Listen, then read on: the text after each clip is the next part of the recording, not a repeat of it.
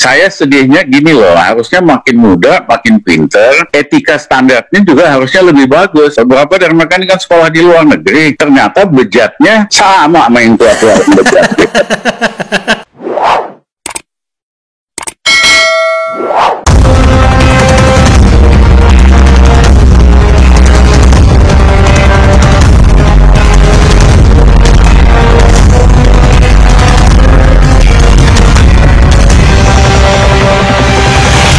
Ya, assalamualaikum warahmatullahi wabarakatuh, sobat RHO sekalian. Jumpa lagi dalam channel yang keren ini.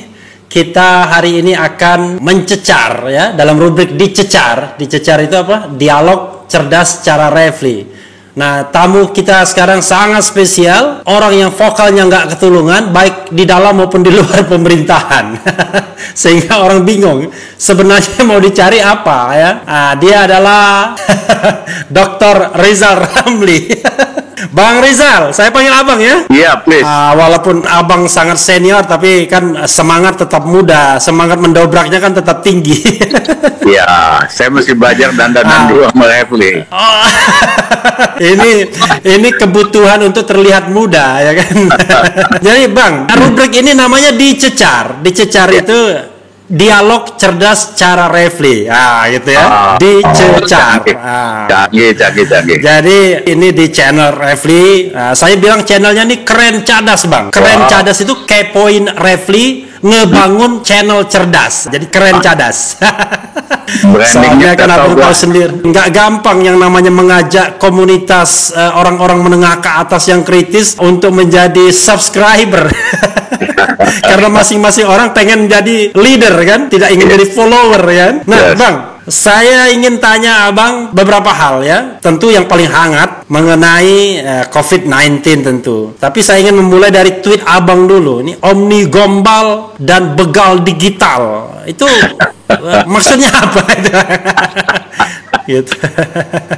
Omnibus Gombal, packagingnya, penggunaan istilahnya keren. Seolah-olah menciptakan lapangan kerja, naikkan investasi, kemudian memicu pertumbuhan ekonomi. Tapi pertanyaannya sampai hari ini tidak pernah ada perkiraan angka resminya. Berapa investasi yang akan meningkat, berapa lapangan pekerjaan juta yang akan diciptakan, berapa pertumbuhan ekonomi akan nambah. Jadi banyak gombalismenya ketimbang kontennya. Itu ya dalam globalisme ya? Itu ya kan menyangkut akan meningkatkan kesejahteraan pekerja, padahal justru sebaliknya, ya kan akan mempermudah investasi, tapi at what cost? Orang Indonesia dapat manfaat apa enggak dan sebagainya. Nah, kalau saya lihat sebetulnya kepentingan yang paling besar ini bukan saya aja yang ngomong, tapi mantan Seknek Bambang Kesowo nulis di Kompas. Sebetulnya banyak penumpang-penumpang gelap di belakang undang-undang ini, terutama free riders ya. Iya, raja-raja hutan yang HPH-nya sudah habis, atau raja-raja tambang yang udah 30 tahun harus dikembalikan ke negara. Nah, di dalam Omnibus ini itu dibikin langsung otomatis diperpanjang kepada pemilik yang lama. Mereka lah sponsor real di belakangnya ini. Nah, yang lain itu cuman kembangan doang. Makanya teman-teman pekerja bilang ini undang-undang cilaka. Iya kan, bukan ciptakan lapangan kerja. Disingkatkan cilaka gitu lah. Cilaka lebih tepat kayaknya, cipta lapangan kerja. Cilaka. Begal digital itu apalagi soalnya Bang? Begal digital itu kita kan sangat berharap bahwa generasi muda kita ini, the so-called millennial, benar-benar fokus pada inovasi, menciptakan nilai tambah. Tapi ternyata stafsus ini malah nebeng kekuasaan, ada conflict of interest, malah ambil anggaran negara yang sangat besar, total project value-nya 20 triliun, yang masuk kepada provider ini total 5,6 triliun. Nah, ternyata banyak yang bilang ini program video untuk pengajaran ini dengan duit 200 miliar, 400 miliar aja bisa kok. Jadi dalam kesempitan ini mereka justru nunggangi. Saya sangat kecewa karena saya berharap tadinya anak-anak muda pinter ini punya bisnis etik yang berbeda dengan generasi yang selalu dulu memanfaatkan kekuasaan. Ternyata tidak. Ya. Tapi kan dia belajar dari gurunya. Makanya kita sebut begal digital, ya, menggunakan begal yang lebih canggih, ya, yang lebih tidak canggih digital, pakai istilah-istilah canggih digital, tapi dasarnya begal gitu. Tapi abang juga menulis yang saya peroleh mengenai struktur perusahaan ini ya, misalnya ruang guru yang wah ternyata lipatan-lipatannya banyak sekali, cangkangnya juga banyak. Yes. Itu modus apa itu bang? Yang abang sampai kemudian protes, silakan meningkatkan valuasi perusahaan tapi jangan gunakan anggaran negara dong. Nah, bisa dijelaskan bang? Jadi memang banyak yang ketipu, seolah-olah apa istilahnya itu, kalau udah $1 billion valuasinya namanya apa, ya kan, unicorn atau apa terus dan sebagainya. Mereka nggak ngerti valuasi ini hanya bisa naik berdasarkan jumlah hitter di Indonesia, tetapi the real pemilik saham yang sesungguhnya adalah investor ini yang di kantornya di Singapura, tapi bisa dari mana-mana, ya kan, yang nggak kelihatan. Anak-anak muda ini cuman minoritas sebetulnya kepemilikannya, kayak Grab atau Gojek itu kepemilikannya mayoritas memang asing lah, termasuk yang baru ini dan sebagainya. Jadi apa yang kita banggakan sebagai perusahaan Indonesia udah unicorn dan macam-macam, dalam prakteknya penambahan modal mereka itu didasarkan pada para pemilik yang asing semua di belakang. Nah, dan ini datanya valid ya bang ya? Valid kalau itu ya kan. Okay. Nah, yang kedua adalah bisnis online ini terlalu overrated dan valuasinya ketinggian. Misalnya ada yang bisnis online pesertanya 5 juta yang pernah nge-hit, tapi rata-rata pembeliannya barangkali hanya $100, ya kan? Artinya valuasi perusahaannya sebetulnya hanya 5 juta kali 100 ya $500 juta.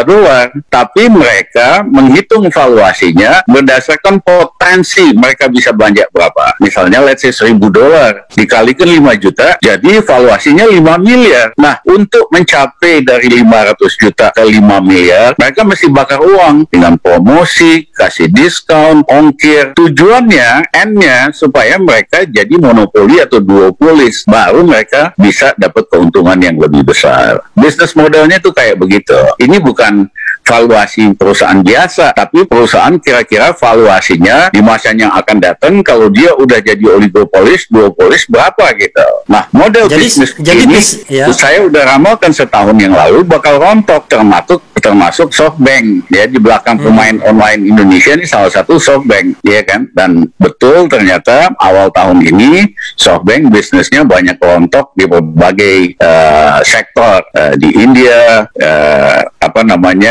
dan lain-lain dan sebagainya. Sehingga ini akan saya sebut waktu ini ada bubble digital 1 tahun yang lalu. Nanti tahun 2020 bubble digital ini akan kempes, valuasinya akan mengalami koreksi ke bawah, dan itu terjadi. Nah, ini di luar penyalahgunaan kekuasaan yang dilakukan oleh ruang guru. Saya sendiri malu, bapak saya, ibu saya guru banget, ya kan? Cita-citanya ideal, anak saya juga guru yang ngabdi banyak gitu loh. Nah, ini ruang guru dipakai alat buat ngeduk anggaran negara. Ini yang menurut saya banyak orang marah dan nggak terima gitu loh. Jadi sebenarnya bisnis model yang mereka kembangkan ini dalam tanda kutip canggih ini bang ya, untuk dalam rangka mengeruk keuntungan finansial sebanyak-banyaknya, yang katakanlah orang melihatnya wah ini seperti kerja yang sangat humanis ya kan, memberikan penerangan kepada masyarakat, ilmu pengetahuan, tapi di balik itu sebenarnya ada model bisnis yang luar biasa kapitalistiknya begitu Bang ya. Kalau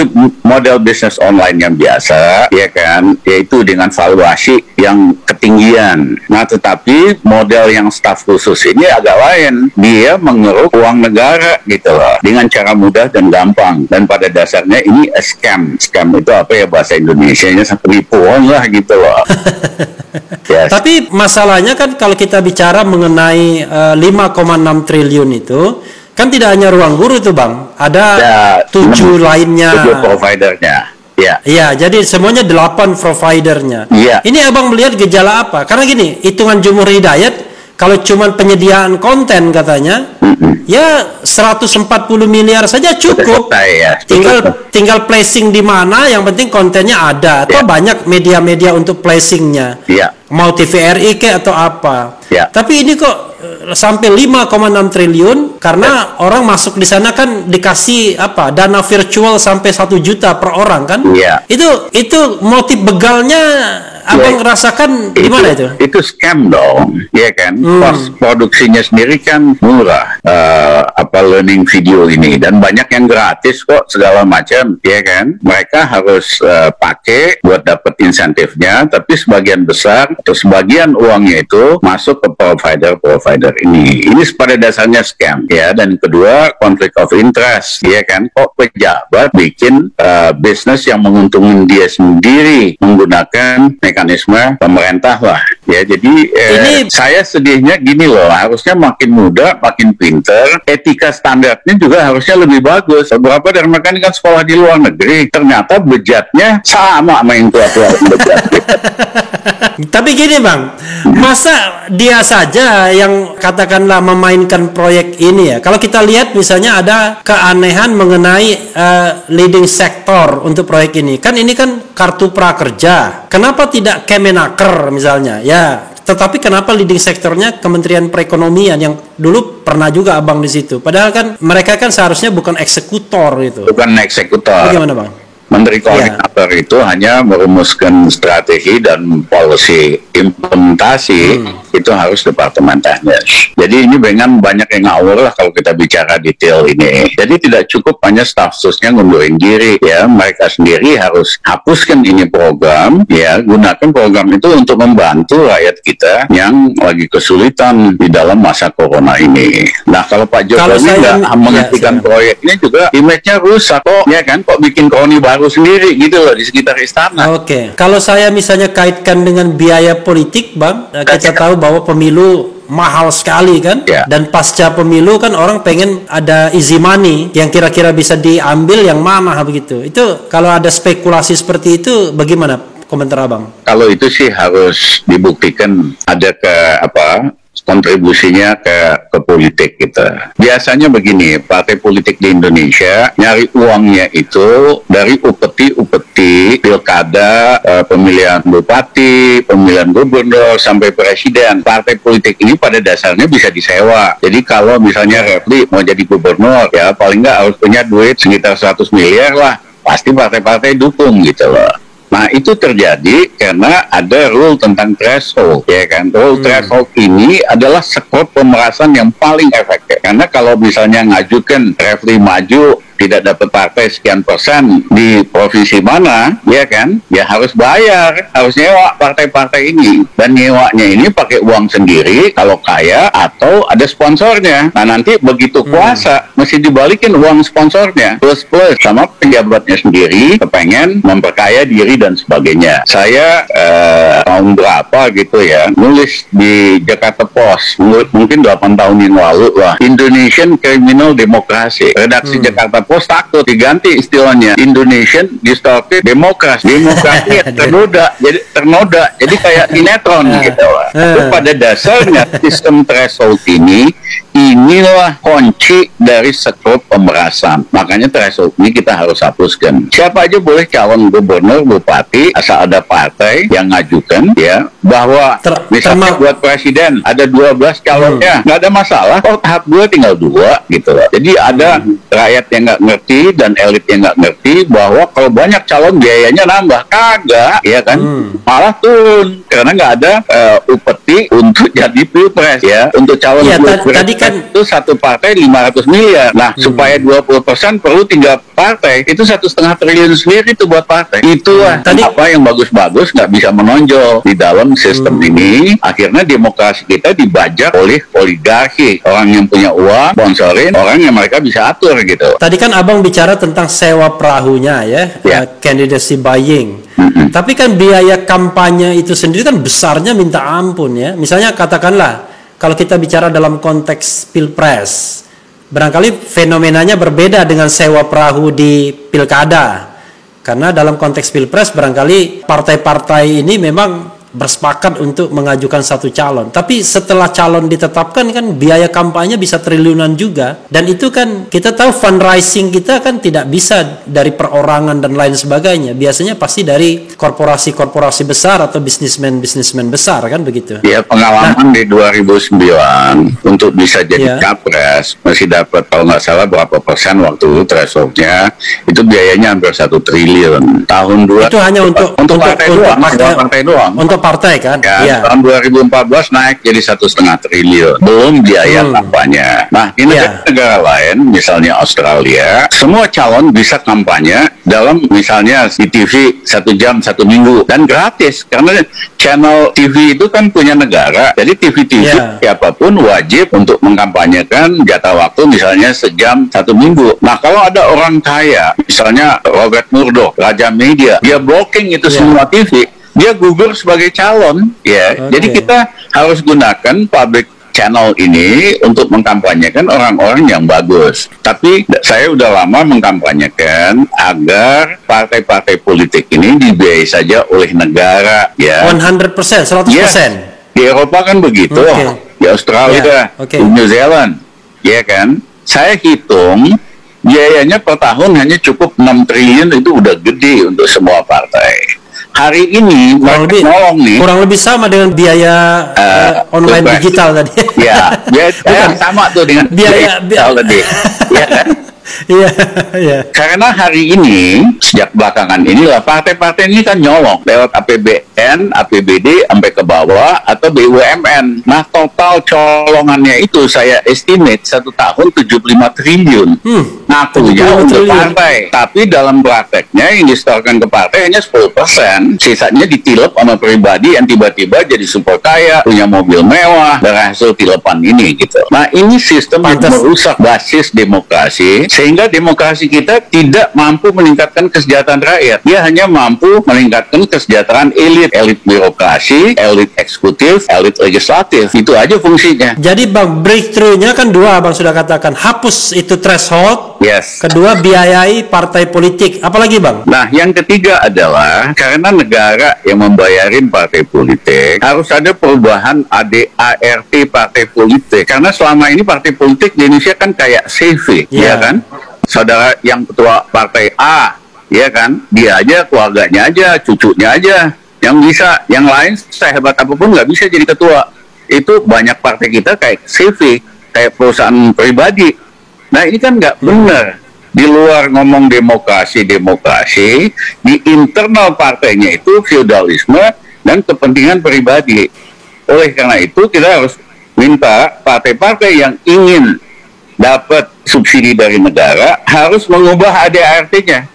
Sehingga kalau Refli mau maju di Partai Demokrat, ya bisa jadi ketua tanpa jadi cucunya atau mantunya SBY gitu loh. Atau ya kan?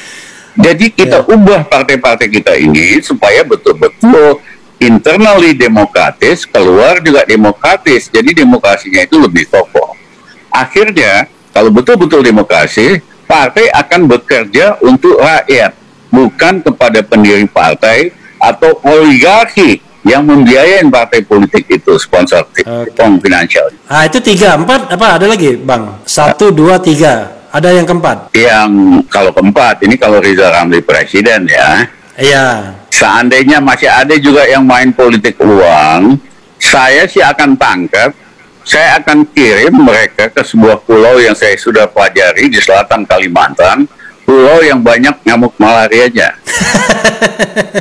Ya, kita kan lebih canggih dari Presiden Duterte. Dia main tembak aja, main hajar aja, melanggar hak asasi. Saya sih nggak mau yang betul-betul ngaco kita buang ke pulau ini, bahwa kemudian mereka meninggal gara-gara malaria.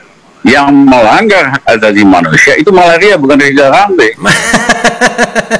Itu kalau kita yang jadi presiden, supaya kita ubah mau jadi presiden supaya kita ubah demokrasi kriminal ini jadi demokrasi yang amanah, yang bekerja buat rakyat, demokrasi that bring prosperity, demokrasi yang membawa kemakmuran untuk rakyat. Jadi perjuangan ke depan hapus presidensial threshold, Bang, ya? Bang, ini saya akan beranjak lagi ke Perpu, ya. Ini orang bicara mengenai uang 400,05 triliun untuk penanganan COVID dan stabilisasi sistem keuangan dan lain sebagainya. Abang melihat Perpu itu bagaimana, Bang? Positif atau negatif, Bang? Negatif, karena pada dasarnya melanggar konstitusi. Hak budget itu kan ada di DPR. Kok bisa hak budget ditentukan oleh Perpu? Itu kan hak budget pemerintah bisa menentukan sendiri sampai 3 tahun yang akan datang gitu. Ya, jadi konstitusi kita, undang-undang dasar kita mengatakan hak budget itu haknya DPR. Ya, nah ini dihapuskan karena pemerintah bisa memutuskan sendiri. Gitu ya, jadi jiwanya saja, rohnya aja udah nggak benar. Dan saya dengar hampir semua partai di dalam nggak suka dengan gombal ini maupun Perpu ini. Cuman ada satu partai aja yang dominan nih, yang mau Perpu ini. Nah, yang kedua, implisit di dalam Perpu yang juga berbahaya, bahwa keputusan pejabat walaupun salah, merugikan negara puluhan triliun, tidak bisa dituntut. Wah, ini bahaya sekali ya. Karena di mana-mana dulu habis krisis tahun 98 di Korea, Menteri Keuangannya, Gubernur Bank Sentralnya masuk penjara karena merugikan negara dengan kebijakannya, ya. Jadi ini buat memberikan istilahnya kebal hukum kepada pejabat-pejabat di sektor keuangan.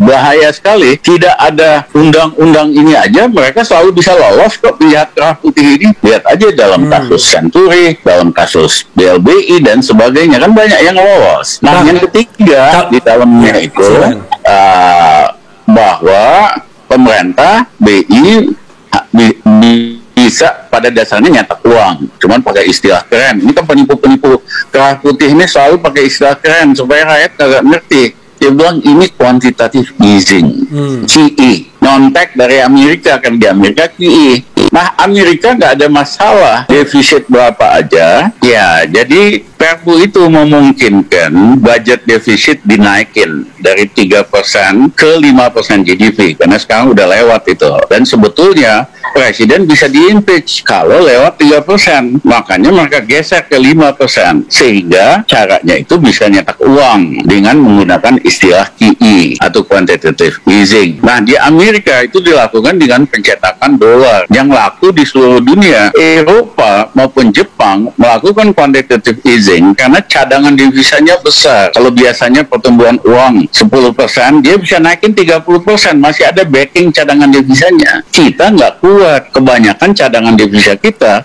setahun terakhir bukan dari ekspor, lebih dari impor, tapi karena minjem dengan bunga tinggi dijadikan cadangan. Dan cadangan inilah yang dipakai untuk intervensi. Nah, apa yang terjadi? Ini lebih berbahaya dari BLBI. Krisis 78. BLBI itu konglomerat yang bermasalah, banknya bangkrut, dikasih BLBI, obligasi lah, tanpa bunga tadinya. Tetapi mereka mesti menyerahkan asetnya.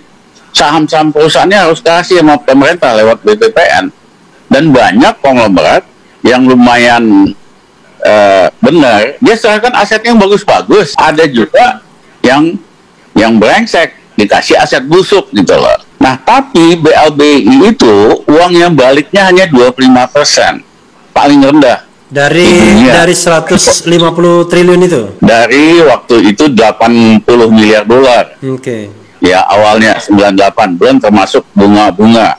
Itu kalau di negara lain uang yang baliknya itu hampir 80-90%, kita tuh 25%.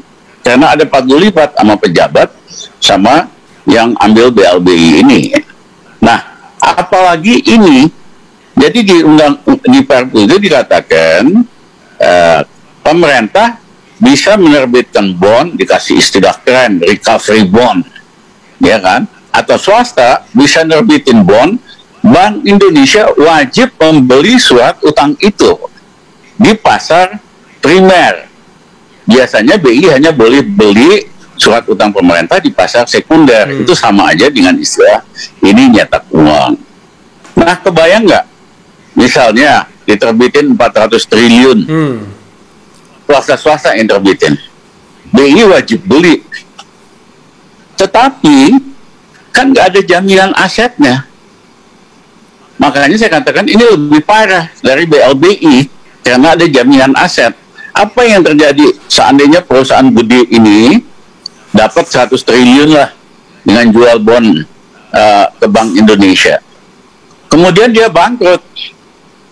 Nah, itu secara undang-undang korporasi kita, kalau satu perusahaan bangkrut, siapa yang harus dibayar dari sisa-sisa kebangkrutan yang tersisa?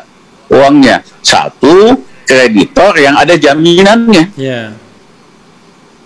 Nah, terus baru yang lain-lain, sisanya itu kreditor tanpa jaminan kalau masih ada sisa uangnya. Buntutnya Bank Indonesia nggak dapat apa-apa.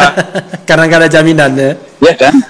Makanya Gubernur Bank Indonesia menolak modal nyetak uang ini. Resmi dia bilang, dia ingat pengalaman tahun 98, begitu Bank Indonesia nyetak pemerintah nyetak uang, waktu itu nyetak uangnya di Australia, dan biasalah ada yang nakal dicetak satu seri mata uang dicetak 2 lembar. 2 lembar, iya dulu. Serinya sama. Iya, serinya sama. Jadi tidak ada yang palsu itu, asli semua, tapi 2. Iya, uang asli. Iya. Plastiknya kan sama tuh. Plastiknya dicetak di Australia.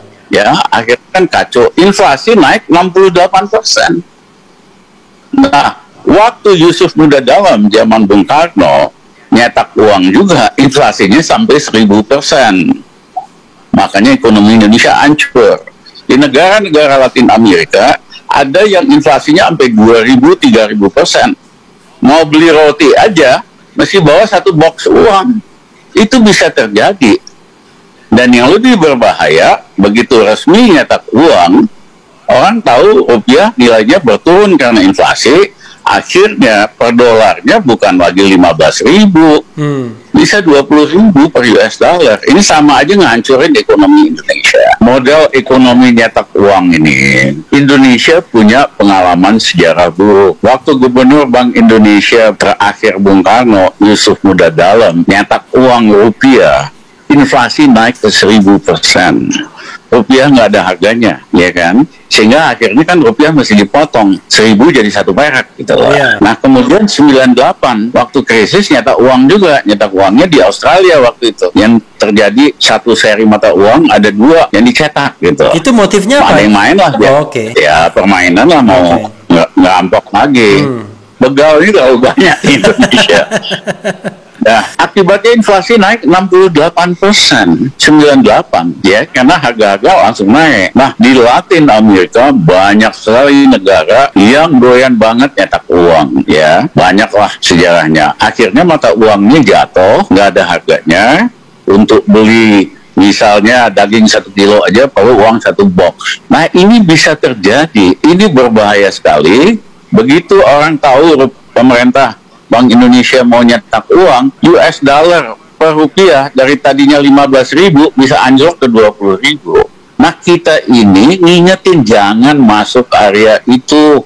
Ini area yang bisa menghancurkan ekonomi kita, lebih rusak dari apa yang seharusnya. Nah, tapi karena yang ngerti, ini kan di Indonesia sedikit, media nggak ngerti. Di DPR aja saya tadi ngomong sama anggota DPR, ya salah satu ketua partai, yang ngerti masalah-masalah gini, Mas Rizal, kurang dari 20 orang. Saya juga nggak ngerti juga. Lanjut. Nah, hampir semua partai-partai itu menolak Omnibus Law, menolak Perpu ini. Makanya digeser pembahasannya. Bukan lagi di komisi, dipindahin ke Banggar. Banggar setuju.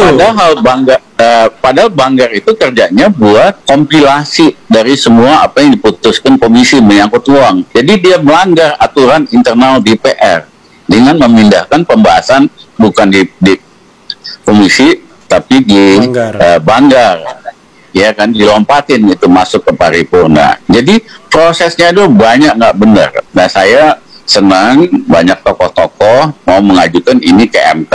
Mudah-mudahan MK-nya kali ini jangan kayak Pilpres kemarin. Mudah-mudahan ada hati nurani, karena kebijakan-kebijakan ini akan buat rakyat kita makin miskin.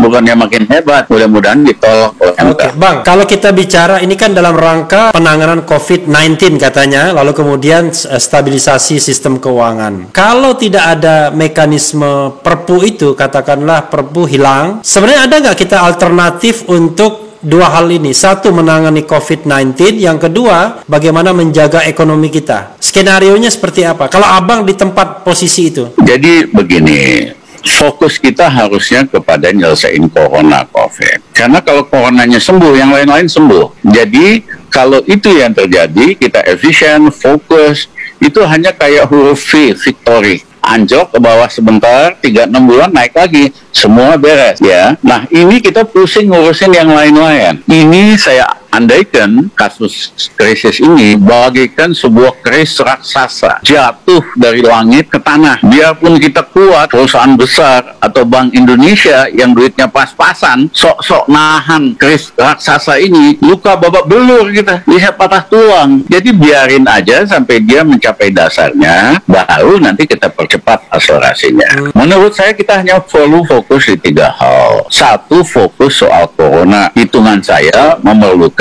anggaran 200 triliun, ya kan? Yang kedua, fokus di dalam kasih uang langsung lewat ATM, wajibkan semua rakyat Indonesia di atas 17 tahun untuk miliki ATM. BRI itu bisa bikin, ya, karena dia punya satelit, punya kantor di mana-mana, ya. Tapi saya ditelepon sama direksi BNI, Pak Ramli kan bekas preskom BNI, jangan muji-muji BRI doang dong, kita juga pengen ikut, katanya. Kenapa? Ya, justru ini jadi opportunity. Begitu semua rakyat Indonesia punya kartu ATM, maka BRI jadi bank terbesar langsung di Asia Tenggara dalam jumlah nasabah walaupun transaksinya. Kepada yang udah punya account ini, kita kasih uang 600.000, 800.000 sebulan. Saya udah hitung untuk 6-8 bulan, ini hanya perlu 300 triliun. Untuk semua orang? Semua. Bukan nggak semua orang. Orang yang istilahnya itu baru punya account atau di balance account-nya cuma 500. Itu ya kan, kalau di balance-nya ada sekian juta atau sekian miliar yang nggak usah dikasih. Jadi betul-betul hanya golongan menengah dan pekerja harian ini. Dan mereka akan lebih hemat, nggak usah 10. Nah, jadi itu sekitar 300 triliun. 200 triliun lagi kita harus pakai untuk soal pangan. Karena yang terjadi di seluruh dunia hari ini itu golongan menengah, ya, kebanyakan di rumah kerjanya makan mulu. Saya aja sehari bisa 20 kali ke kulkas, ya. Kita punya kancing nih, udah social distance dia, melebar terus, ya kan? Kalau saya masih terjaga. Kancing aja social distance. Kalau saya masih terjaga. Masih bagus, ya kan? Artinya bukan hanya karena panic buying. Permintaan dari golongan menengah ini itu nambah permintaan makanan 10%. Supply-nya drop 1/4. Sehingga bakal terjadi global food shortage, kelangkaan pangan di dunia maupun di Indonesia. Apa contohnya? Vietnam yang biasanya ekspor makanan sama Thailand itu mengurangi ekspornya. Dia lebih penting kasih makan rakyatnya, ya kan? Rusia yang biasa ekspor gandum 20 juta ton, minggu yang lalu melarang hanya maksimum 7 juta ton. Nah, ini berbahaya, ya. Barangnya langka, dolarnya jatuh, akhirnya rakyat bayar lebih mahal. Oleh karena itu, kita harus spend 200 triliun untuk meningkatkan produksi pangan di dalam negeri. Caranya, sayuran kan cuma 2 bulan. Jagung cuma 3 bulan, bawang putih 3 bulan, beras 4 bulan. Nah, kalau kita lakukan ini, pangan kita terjamin, ada pekerjaan buat petani, setahun kemudian kita bahkan bisa eksportir produk-produk pangan. Nah, jadi 3 aja, bereskan corona, fokus untuk kasih makan pekerja harian dan yang miskin. Yang ketiga, fokus dalam peningkatan produksi pangan. Ini kata penuh. Duitnya dari mana? Dari? Tanpa nyetak uang. Ya. Ada 270 triliun sisa-sisa anggaran tahun-tahun lalu yang disimpan di Bank Indonesia. Oke. Yang kedua, ada penghematan Pak Prabowo tidak tanda tangani pembelian senjata yang marginnya di atas 10%. Biasanya marginnya ribuan persen. Jenderal-jenderal pada main semua. Nah, itu penghematan dia 3,4 miliar. Udah 50 triliun, udah dilaporkan Presiden, ke Menteri Keuangan, dan sebagainya.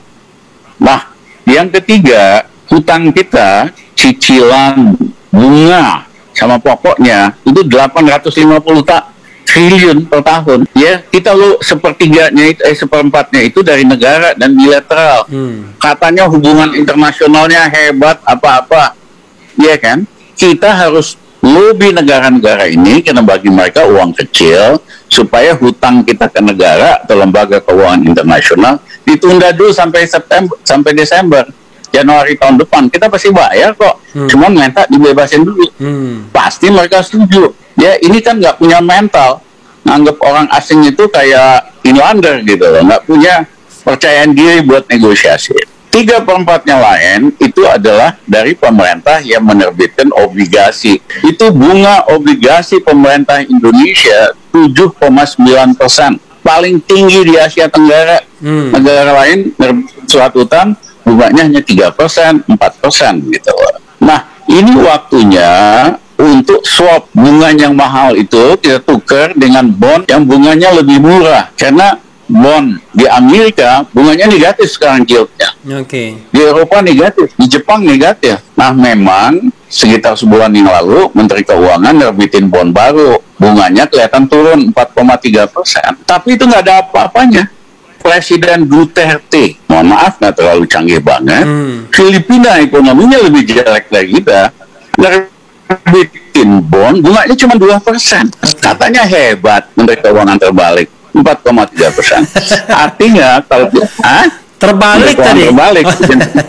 Karena menyenangkan kreditor, menyenangkan asing-asing, tapi merugikan rakyat sama bangsa kita, karena bunga ini kan nanti yang bayar rakyat.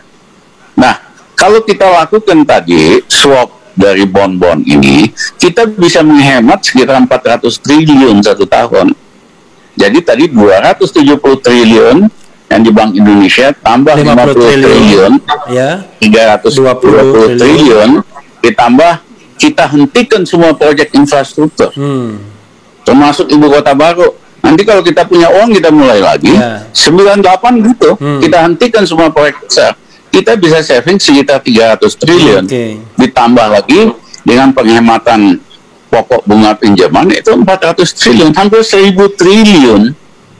Padahal tadi perlunya satu corona 200 triliun. Perlunya 700 triliun tadi kalau nggak salah. 700 triliun coba. Iya kan? Jadi nggak perlu nyetak uang, nggak perlu budget defisit, ya kan? Digedein, karena kalau nyetak uang ini skandal keuangan baru lagi, yang pelakunya sebetulnya penjahat kerah putihnya orang-orang yang sama atau geng yang sama. Jadi kalau skenario abang ini dijalankan, kata mereka yang sudah deal proyek, wah ini kita udah ijon ini. Gimana? Cost recovery-nya gimana ini? Iya kan? Iya. Jadi begitu kita mencapai dasarnya kan pasti membaik. Nah, tadi kan masih ada sisa uang 200 triliun baru kita pompa gitu loh. Jadi waktu dipompa dia cepet naiknya recovery-nya. Bukan hari ini dipompa. Coronanya aja belum jelas.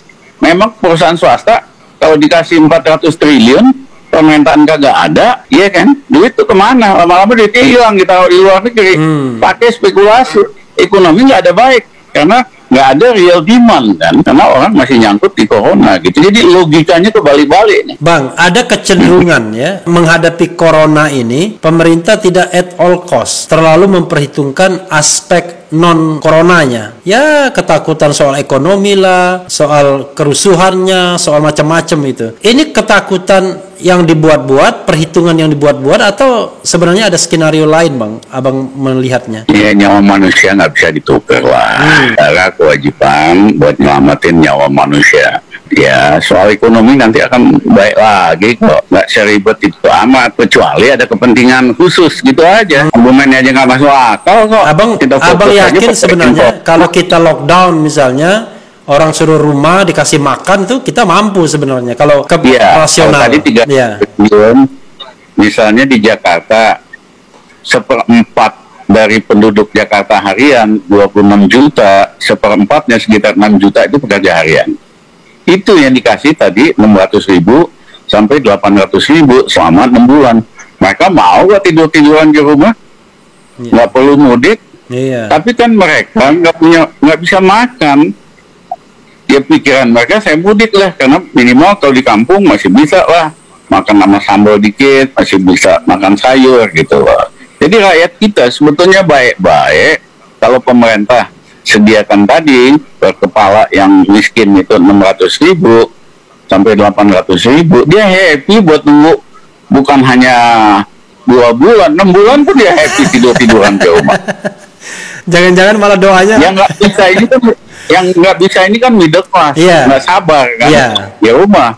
Kalau rakyat sih selama perutnya kenyang dia happy. Tapi dampaknya dengan dunia secara sosiologi ada pepatah yang mengatakan kalau rakyat kita perutnya kenyang, perutnya warak, hatinya tenang, pikirannya lurus. Tapi kalau dia lapar, hatinya panas, pikirannya mulai ngaco-ngaco, gitu loh. Ini yang kita harus pahami, ya. Dan negara bisa kok, cuman kan masih sibuk mau mikirin ibu kota baru, proyek infrastruktur masih dilelang, udah pada gendang semua. Itu karena sebetulnya saya udah marah, Refli. Ngomong ini sabar, baru gue kesel banget. Ini gila. Dalam kesempitan masih pada mau ngerampok, masih pada mau jadi begal. Itu kayak lagu dalam kesempitan. Masih banyak tangan yang tega berbuat nista. Tega begitu. Mereka lagi ngetes kesabaran rakyat dan bangsa kita. Jangan bercanda. Ingat aja, kalau rakyat perutnya kenyang, hatinya tenang, pikirannya lurus. Kalau dia lapar, hatinya panas, pikirannya ngaco-ngaco. Jangan sampai rakyat kita dibiarkan pada posisi itu. Bang, closing statementnya apa, Bang? Untuk masa depan Indonesia, ya, yang lebih sustainable, yang lebih cerah gitu, walaupun kita lagi dirundung COVID. Ini kesempatan untuk melakukan perubahan-perubahan, termasuk sistem politik tadi, ya kan? Kalau itu kita lakukan, satu, kita memiliki demokrasi yang betul-betul mengakar, dilaksanakan di dalam partai maupun di luar partai, akhirnya demokrasinya akan amanah dan berpihak kepada rakyat, bukan berpihak kepada cukong, bukan berpihak kepada oligarki. Dan yang kedua, saya mohon maaf, kalau Rizal Ramli presiden, tahun depan kita bisa naikin ekonomi ini 7%. Ya, saya punya track record. Waktu zaman Gus Dur kita masuk minus 3%, 21 bulan kita naikin 4,5%, 7,5%, ekspor naik 2 kali, food price stabil selama 2 tahun, pengurangan kemiskinan paling tinggi dalam waktu pendek, Gini rasio ini indeks turun. Jadi kalau kita yang pimpin Indonesia nggak susah-susah amat ini, cuman dengan konsekuensi. Kalau ada yang masih ngaco-ngaco, gua tangkep, gua buang lu ke pulau malaria, itu aja. Cepat kita benar. Jadi itu ya optimis. Justru ini kesempatan untuk kita bisa hidup lebih baik. Terima kasih Bang Rizal Ramli. Ya Bang. Saya merasa lihat dandanan Refli kayak kita diwawancara oleh mahasiswa. Semangat Bang, semangat. Jadi jangan orang berpikir bahwa kita tidak semangat. Kita semangat tetap hidupnya, ya kan? Gitu. Life begins at 50. Tahun ini kan saya 50. Jadi life begins at 50. The new. Kalau standar Jepang itu the new young. The new young. Oke Bang, makasih Bang ya. Assalamualaikum. Terima kasih. Terima kasih. Ya, itu tadi Sobat RH sekalian.